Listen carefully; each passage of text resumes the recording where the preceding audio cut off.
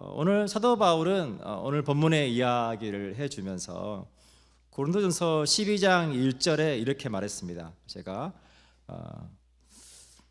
다른 번역으로 한번 읽어드릴게요. 형제자매 여러분, 신령한 은사들에 대하여 여러분이 모르고 지내기를 나는 바라지 않습니다. 우리 그리스도인의 삶 가운데는 신령한 영적인 은사들이 있는데 나는 여러분들이 그것을 모르고 지내기를 원치 않습니다. 그것들을 잘 알기를 원합니다.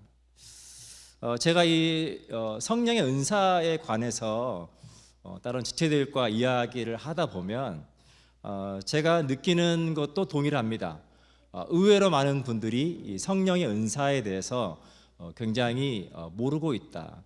그것이 무엇인지도 모르고 무엇인지도 모르고 또 그게 어떻게 우리의 또 삶 가운데 또 우리의 공동체 안에서 어떻게 나타나는지에 대해서 모를 때가 있는 것을 보게 됩니다. 우리가 어떤 이 은사에 대해서 이야기할 때 반드시 구분할 필요가 있는 게 재능과 은사를 구분할 필요가 있습니다.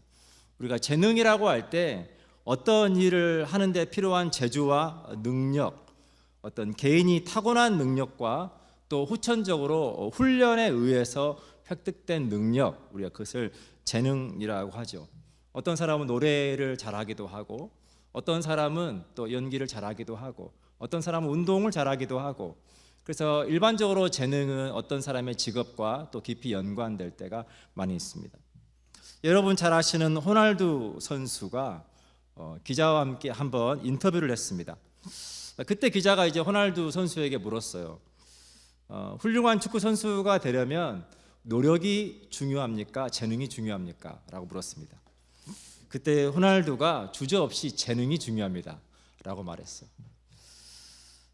그러면서 그가 무슨 얘기를 하냐면 재능이 없다면 아무리 노력해도 훌륭한 선수가 될 수 없습니다. 노력이 필요하지 않다는 얘기가 아니라 어떤 일에 재능이 없다면 훌륭한 선수는 될 수 없다, 그 이야기를 해주고 있는 것이죠. 그래서 스위스의 사상가가 이런 얘기를 했어요. 재능에 대해서 남이 어렵다고 하는 것을 쉽게 해내는 것이 재능이다. 그래서 우리가 아주 웃긴 말로 또 그 어려운 것을 내가 해냈네 라고 할 때가 있지 않습니까? 다른 사람에게는 너무 어려운 일인데 누군가가 어떤 일을 잘 해낼 때 야, 저 사람은 참 그 사람의 어떤 그 부분에 있어서는 탁월하다, 재능이 있다라고 우리가 이야기를 하죠. 그래서 이 재능은 많은 경우에 유전적으로 부모로부터 또 우리가 살고 있는 환경적으로부터 영향을 받고, 그리고 우리가 이 재능을 통해서 사회 구성원으로서 우리가 어떤 역할을 하면서 살아갈 거냐 하는 것과 깊이 관련되어 있습니다. 그런데 재능에 관해서 우리가 알아야 되는 기본적인 전제는 뭐냐면 모든 사람은 저마다 타고난 재능이 있다라고 하는 것입니다. 모든 사람은 각자가 저마다 잘하는 무언가가 있다. 그것이 개발돼서 그것을 통해서 살아간 사람도 있고, 그것이 무엇인지 모르고 살아간 사람도 있지만 모든 사람은 재능을 타고난다라고 하는 것입니다. 오늘 본문의 4절부터 7절에 제가 읽어드립니다.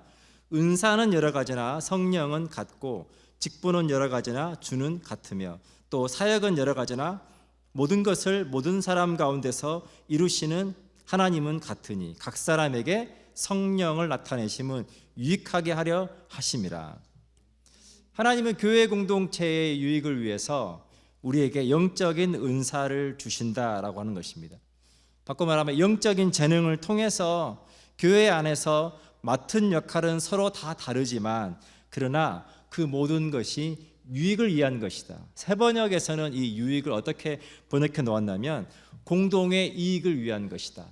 나에게만 유익한 것이 아니라 모두에게 유익할 수 있도록 하나님께서 우리에게 성령의 은사를 주셨다라고 하는 것입니다. 오늘 본문의 8절입니다. 어떤 사람에게는 성령으로 말미암아 지혜의 말씀을, 어떤 사람에게는 같은 성령을 따라 지식의 말씀을, 다른 사람에게는 같은 성령으로 믿음을, 어떤 사람에게는 한 성령으로 병 고치는 은사를, 어떤 사람에게는 능력 행함을, 어떤 사람에게는 예언함을, 어떤 사람에게는 영들 분별함을, 다른 사람들에게는 각종 방언 말함을, 어떤 사람에게는 방언들 통역함을 주시나니 이 모든 일은 같은 한 성령이 행하사 그의 뜻대로 각 사람에게 나누어 주시는 것이니라. 다양한 성령의 은사가 있다라고 하는 것입니다. 그런데 오늘 우리가 함께 보고 있는 그 성령의 은사 중에 특별히 우리가 생소하고 이해하기가 어려운 은사가 방언 말함과 통역의 은사. 이 부분은 우리에게 굉장히 생소한 것일 거예요. 근데 펜타코스탈 계열의 교회에서는 이것이 예배 가운데 굉장히 자연스럽습니다. 제가 포타디에서 원주민 선교를 할 때 함께 예배했던 현지 교회가 펜타코스탈 계열의 교회였습니다. 그 교회에서 예배를 드리면 그 교회 예배의 순서 가운데 기본적으로 방언을 말함과 방언 통역함이 있어요. 그러니까 예배 가운데 한 분이 갑자기 일어나셔서 방언으로 막 말을 합니다. 못 알아먹는 말을 막 해요. 그러면 또 다른 분이 일어나서 그 방언으로 말한 그것이 어떤 의미인지, 하나님께서 지금 이 예배 가운데 우리 공동체에 어떤 말씀을 하고 있는지 그것을 통역합니다. 처음에는 되게 이상했어요. 이게 뭐지? 처음에는 약간 이단이 아닌가? 되게 어색했어요. 그런데 그 방언 통역을 통해서 전해지는 하나님의 말씀, 그 말씀이 예배 가운데 큰 위로가 되는 것을 경험했습니다. 그래서 하나님께서 그런 특별한 방법을 통해서 그렇게 교회 공동체를 위로하고자 하실 때 그렇게 방언 말함과 방언 통역이라고 하는 은사를 통해서 일하시는 것을 보게 됩니다. 어떤 면에서는 밀접하게 문화적인 부분과 연관이 되어 있어요. 한인교회에서는 제가 한 번도 본 적이 없습니다. 한인교회에서 만약 그렇게 한다면 많은 교인들의 머릿속에 퀘스천 마크가 붙을 거예요. 이 교회가 이상한 교회가 아닌가? 그래서 교회에 어려움이 될 수 있죠. 그러니까 문화적인 부분도 많이 연관되어 있다고 생각이 됩니다. 하지만 하나님은 그러한 방법을 통해서 교회 공동체를 위로하시는 하나님이시다라고 하는 것 여러분 기억하시면 좋겠습니다. 오늘 우리가 이 은사에 대한 부분을 이해할 때 오늘 본문의 밑에 바울이 이 은사에 대해서 설명하면서 몸의 비유를 합니다. 고린도전서 12장 27절에서 이렇게 말합니다. 너희는 그리스도의 몸이요 지체의 각 부분이라. 그러면서 눈에 대한 이야기를 하고 손에 대한 이야기를 하고 눈이 손더러 쓸데없다고 말할 수 없고, 그러니까 우리가 다 다르지만 그러나 각자의 고유한 역할과 기능이 있다. 그러니까 눈의 은사는 보는 거죠. 보는 것을 통해서 정보를 수집하고 보는 것을 통해서 가야 할 길을 밝히 알고, 그게 눈의 역할이죠. 손의 은사, 손의 역할은 힘이죠. 뭔가를 할 수 있는 힘, 뭔가를 들어 올리거나 뭔가를 만들거나 무언가를 이룰 수 있는 힘. 그러니까 우리의 몸이 각자가 서로 다른 그러한 기능과 역할을 가지고 있는 것처럼 우리가 또한 영적으로 그렇게 서로 다른 은사와 서로 다른 역할과 기능과 직분을 가지고 교회 공동체를 섬기고 있다, 그 이야기를 해주고 있는 것입니다. 때로는 손의 역할이 어떤 힘을 가지고 뭔가를 하는 역할이지만, 그러나 만약 눈이 앞을 보지 못할 때는 그 손의 역할이 입의 역할을 할 때가 있죠. 수화를 통해서 커뮤니케이션을 할 때가 있습니다. 그렇게 다르게 나타날 때가 있지만 건강한 교회 공동체는 각 지체가 하나님께서 우리를 부르신 부르심을 따라서 역할을 감당함을 통해서 교회 공동체가 건강하게 한 몸을 이루고 그것을 통해서 교회가 힘있게 하나님의 사역을 감당할 수 있게 된다라고 하는 것 여러분 기억하시면 좋겠습니다. 여기서 중요한 한 문장이 뭐냐면 이 모든 은사가 성령으로 말미암아, 어떤 사람의 계획과 사람의 방법과 사람의 원함으로가 아니라 성령께서 누구보다 각 사람을 잘 아시고 누구보다 교회 공동체를 잘 아시는 성령께서 각 사람에게 필요한 대로 은사를 주신다라고 하는 것입니다. 지혜의 말씀이라고 하는 은사가 나옵니다. 지혜의 말씀이라고 하는 은사를 가지신 분들은 하나님께서 우리에게 은혜로 주신 것이 무엇인지 깨닫는 은사가 있어요. 이것이 하나님의 은혜이구나. 그리고 많은 사람들에게 하나님의 뜻이 무엇인지 하나님의 뜻을 알려주는 역할을 합니다. 주로 그런 말씀을 하시는 분들은 어떤 교회 공동체가 어려움이 있을 때 이런 얘기를 합니다. 우리가 이렇게 하면 어떨까요? 어떤 하나님의 어떤 솔루션과 하나님께서 해결하기 원하시는 방법들을 잘 찾아내고 그것들을 통해서 교회 공동체가 가야 할 방향을 제시하고 하는 것을 보게 됩니다. 지식의 말씀이 있습니다. 하나님의 말씀을 깨달을 뿐만 아니라 그 하나님의 말씀을 은혜롭게 잘 전달할 수 있는, 그러니까 교회 공동체 안에 교사라든지 또 목사라든지 어떤 가르치는 영적인 사역을 감당하는 분들에게 이 지식의 은사가 있습니다. 하나님의 말씀을 읽을 때 그 말씀이 깨달아지고 그 말씀을 통해 하나님께서 지금 우리 공동체에 어떤 것을 원하시는가. 그리고 믿음의 은사가 있죠. 모든 그리스도인들은 다 믿음을 가지고 있습니다. 특별히 믿음의 은사라고 할 때 그 믿음은 특별한 믿음을 의미합니다. 다른 사람들이 환경을 바라보고 한 발자국도 나가지 못할 때 이 믿음의 은사가 가지신 분들은 이런 말을 자주 합니다. 한번 해봅시다. 하나님께서 도와주실지 어떻게 압니까? 한번 해봅시다. 기도해봅시다. 해봅시다라고 말을 하시는 분들이죠. 근데 이 믿음의 은사가 우리가 참 중요한 것은 뭐냐면 하나님께서 사용하시는 공통적인 사람들의 특징이 이 믿음의 은사가 있는 사람. 그러니까 믿음의 은사가 있는 사람들은 하나님께서 우리에게 뭔가를 말씀하실 때 그대로 믿음으로 행할 수 있는 마음의 그런 힘과 결단력이 있는 사람들이라고 하는 것입니다. 그것을 통해서 교회 공동체가 마땅히 해야 할 일들을 감당해 나가는 것을 보게 되는 거죠. 병고침의 은사가 있습니다. 특별히 이제 의료 환경이 많이 좋아져서 이제 교회 공동체 안에서 이런 병고침의 은사, 어떤 신유의 은사라고 하는 은사가 많이 나타나지 않고 있지만 어떤 하나님의 특별한 계획과 뜻 가운데 누군가가 하나님을 만나는 것이 필요할 때 그러한 병고침의 어떤 은사가 있는 분들을 통해서 하나님께서 누군가를 병을 치료하시고 그렇게 하나님께 영광을 돌리게 하는 것을 보게 됩니다. 능력 행함의 은사가 있습니다. 어떤 특별한 상황에서 어떤 기적 같은 일들이 일어날 때 하나님께서 이 능력 행함의 은사가 있는 사람들을 통해서 믿음으로 뭔가를 감당할 때 그 가운데 놀라운 하나님의 기적이 일어나는 것을 보게 됩니다. 제가 지금도 기억나는 것이 제가 청년 리더들과 함께 리트릿을 가다가 강원도 쪽에 있는 굉장히 긴 터널 안에서 터널 입구 쪽에 탱크 로리가 넘어지면서 화재가 났어요. 불이 나니까 그 터널 안에 있는 모든 차들이 이제 이 탱크 로리가 터지면 폭발하면 다 죽을 수 있는 상황이죠.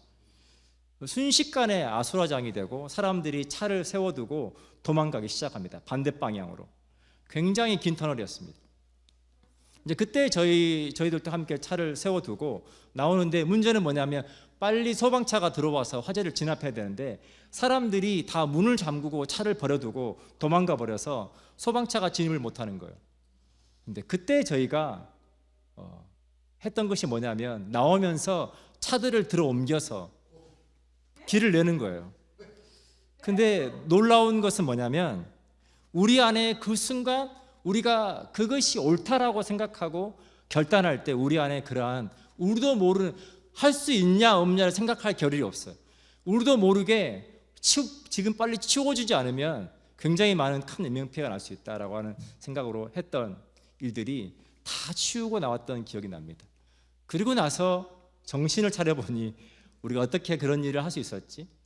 근데 우리의 삶과 공동체의 어떤 사역들 또 특별한 선교지에서 그런 하나님의 특별한 일이 필요할 때 성령께서 우리에게 그러한 능력 행함의 은사를 주시고 그런 일들을 감당하게 하시는 것을 봅니다. 예언의 은사가 있습니다. 예언의 은사는 많은 오해가 있는 은사이기도 합니다. 우리가 교회 안에서 예언의 은사라고 할 때 그 예언의 은사는 장래의 일을 말하는 것이 아닙니다. 장래의 일, 마치 무당이 뭔가 점괘를 봐주는 것처럼 아들 좋은 대학 갈 것 같아. 이번에 합격이야. 걱정하지 마. 그런 어떤 미래의 일을 예언하는 것이 아니라 여기에서 말하는 예언의 은사는 하나님의 뜻을 알 수 있도록 그 공동체가 하나님의 뜻을 알고 격려를 받고 위로를 받을 수 있도록 그렇게 예언의 은사를 가지고 있는 분들을 통해서 일하시는 것을 봅니다. 그래서 방언 말함과 방언 통역의 은사가 이 예언의 은사와 굉장히 밀접하게 연관되어 있는 것을 봅니다. 근데 예언의 은사를 잘못 사용하시는 분들, 또 그러한 사역을 하시는 분들을 통해서 이 성령의 사역이 얼마나 많이 왜곡되고 얼마나 부정적인 그것을 통해서 얼마나 교회 공동체가 어려움을 겪는지, 그래서 잘못된 방향으로 사역이 흘러갈 때가 있다는 것 여러분 기억하시면 좋겠습니다. 영분별의 은사가 있습니다. 우리가 악한 영을 내쫓거나 우리가 어떤 하나님의 일이 아니라 이건 지금 사단의 역사라고 할 때 그것을 분별할 수 있는 분들이 있습니다. 또 실제로 악한 영을 볼 수 있는 분들이 있습니다. 제가 함께 사역했던 교회에서 실제로 어머니께서 그런 은사가 있었는데 이제 따님이 그 은사를 이어받아서 그분은 실제로 우리가 어떤 집회를 하거나 사역을 할 때 악한 영의 역사를 볼 수 있는 게 있었어요. 근데 본인 스스로도 굉장히 그것을 싫어하셨어요. 왜냐하면 그런 것을 본다는 게, 여러분 한번 생각해 보세요. 그런 것을 본다는 게 결코 축복이 아니라 본인이 감당해야 되는 굉장히 어려운 일이었어요. 그런데 그분이 하나님께서 그것을 기뻐하신다는 것을 깨닫고 본인이 헌신하고, 그렇게 영적인 전쟁이 필요하고 그러한 사역의 어떤 현장에 있을 때 그러한 사역들을 그분이 하는 것을 본 적이 있습니다. 그러나 우리 공동체 안에 어떤 그러한 영분별의 은사가 많이 필요하지 않은 이유는 뭐냐면 영적으로 많이 깨끗해졌어요. 우리가 도시가 굉장히 쓰레기 천지고 지저분하면 그것 때문에 많은 위생적인 문제가 발생하잖아요. 그러니까 어떤 선교지라든지 어떤 어려운 지역에서 그러한 영적인 많은 어떤 귀신의 역사와 악한 영의 역사와 그런 것이 많은 곳일수록 이런 영분별의 은사가 필요한데, 지금 우리의 많은 영적인 환경들이 굉장히 많이, 정말 많은 믿음의 선배들의 헌신과 수고와 기도와 사랑으로 영적으로 정말 많이 깨끗해졌어요. 그래서 이러한 영분별의 은사가 많이 드러나지 않지만, 그러나 우리의 일상의 삶 가운데 우리가 하나님의 일과 또 악한 영의 일들을 분별할 때 하나님께서 우리에게 그런 은사를 주신다라고 하는 겁니다. 각종 방언을 말함. 방언은 여러 종류가 있습니다. 제가 기도할 때 방언으로 하는 기도가 있고, 또 복음을 전할 때 다른 언어로 말하는 방언도 있습니다. 제가 만난 가장 아주 극단적인 경우는 몽골에서 온 울지라는 형제였는데, 이 울지라는 형제가 미국에서 선교팀이 이제 몽골에 단기 선교를 들어왔을 때 영어를 하는 사람이 아무도 없었어요. 그래서 담임 목사님께서 선교팀이 들어오면 울지 형제가 선교팀을 데리고 다니면서 통역하세요 라고 하니까 그 한 달 남은 기간 동안 아무리 영어 공부를 한다고 하는데 어떻게 통역을 하겠어요? 근데 여러분, 놀라운 것은 뭐냐면 하나님께서 그 형제에게 통역할 수 있는 방언의 은사를 주셨다는 거예요. 영어를 할 수 있는 은사. 놀랍게도 선교팀이 떠남과 동시에 그 은사도 함께 사라졌다는 거예요. 그러면서 그 형제가 제대로 영어 공부를 해야겠다라고 해서 신학교에 와서 영어로 공부하고, 떠날 때는 영어를 잘 하게 돼서 떠나서 지금도 몽골에서 사역을 참 잘 하고 있습니다. 하나님께서 그렇게 하실 수도 있구나. 또 제가 한국에서 영어 예배를 할 때 한 주는 이제 영어 찬양 인도 하시는 형제가 다른 일이 있어서 우리 음향실에 있는 한 형제가, 청년 형제가 와서 찬양을 인도를 하더라고요. 근데 영어로 찬양을 인도하고 영어로 멘트를 하고 영어로 사역을 하는 거예요. 우리가 너무 궁금했어요. 유학파였나 보다. 이 형제가 어떻게 영어를 이렇게 잘할 수 있지? 근데 우리 모두가 다 충격을 받았습니다. 그 형제가 무슨 말을 하냐면, 저는 영어 방언을 받았습니다. 영어를 공부한 적이 없는데 하나님께서 제게 영어를 주셨습니다. 하나님은 특별한 상황에서 특별한 사람에게 하나님의 일을 위해서 능히 그 모든 것을 할 수 있는 하나님이시다. 여러분, 그걸 기억하시면 좋겠습니다. 우리 마음이 어려울 때가 있죠. 하나님, 왜 저 사람은 저렇게 영어 방언을 주시고 왜 저는 이렇게 죽으라고 영어 공부를 하는데도 영어가 늘지 않습니까?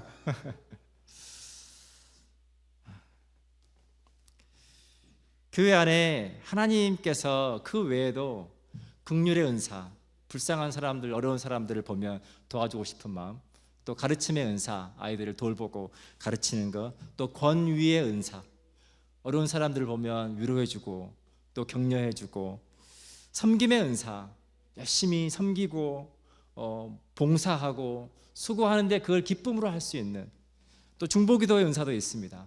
누군가 어려운 일이 있다고 하면 늘 내일처럼 기도하고 하나님 앞에 구하고, 그런 수많은 영적인 은사가 우리 안에 있는데 중요한 것은 그것입니다.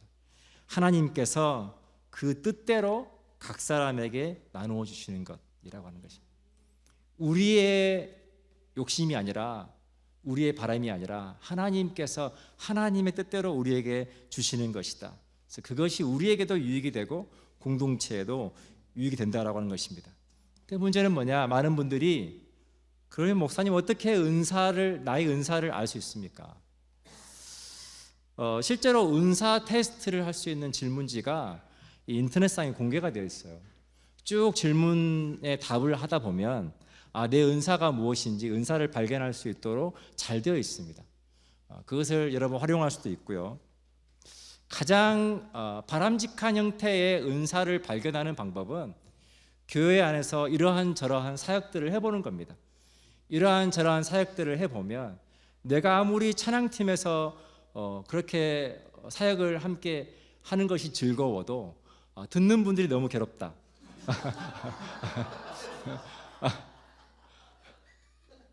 사람들이 좀 좋은데 안 서면 안 되냐 이렇게 말하기 시작하면 내 열정은 거기에 있지만 내 은사는 그게 아니구나를 깨달을 수 있는 거죠. 우리가 사역을 참여하면서 하나님께서 내게 이런 은사를 주셨구나, 그것을 발견해 가는 것 가장 바람직하고요. 또 그리고 주변 사람들이 우리에게 해주는 말들이 있습니다. 집사님은 참 이런 걸 잘하는 것 같아요. 내가 또 뭔가를 할 때 즐겁게 할 수 있고 잘할 수 있는 것. 근데 그 모든 것이 여러분 기억하십시오. 성령으로 말미암아 우리에게 공동의 유익을 위해서 주신 것이라고 하는 것입니다. 고린도전서 12장 29절에서 31절에서 바울은 중요한 이야기 한 가지를 합니다. 다 사도이겠느냐? 다 선지자이겠느냐? 다 교사이겠느냐? 다 능력을 행하는 자이겠느냐? 다 병 고치는 은사를 가진 자이겠느냐? 다 방언을 말하는 자이겠느냐? 다 통역하는 자이겠느냐? 너희는 더욱 큰 은사를 사모하라. 내가 또한 가장 좋은 길을 너희에게 보이리라. 하나님, 저도 저 은사를 갖고 싶어요. 어떤 은사가 더 큰지 더 좋은지 그것이 아니라, 모든 사람이 서로 다 은사가 다르고 역할이 다르지만 너희는 더욱 더 큰 은사를 사모해라. 그러면서 여러분 고린도전서 13장에서 나오는 은사가 뭡니까? 사랑의 은사죠. 가장 큰 은사는 사랑의 은사다. 우리의 동기가 사랑이어야 한다는 거죠. 어떤 은사든지, 그것이 능력을 행하는 은사이든지, 그것이 가르치는 은사이든지, 섬기는 은사이든지, 그 동기가 하나님을 사랑하고 공동체를, 교회 공동체를 사랑함으로 행할 때 그 은사가 가장 큰 은사다. 여러분 그것을 기억하시면 좋겠습니다.